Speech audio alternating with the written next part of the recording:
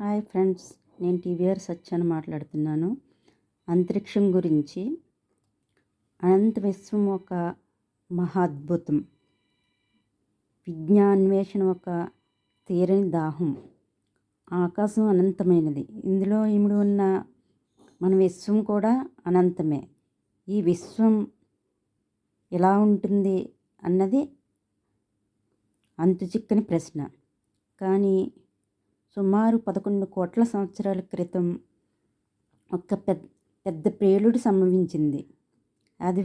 అదే విశ్వ సృష్టికి మూలమని బిగ్ బ్యాంగ్ సిద్ధాంతాన్ని శాస్త్రజ్ఞులు కొంచెం ఎక్కువగా నమ్ముతున్నారు. దీన్నే మహా విస్ఫోటన సిద్ధాంతం అంటారు.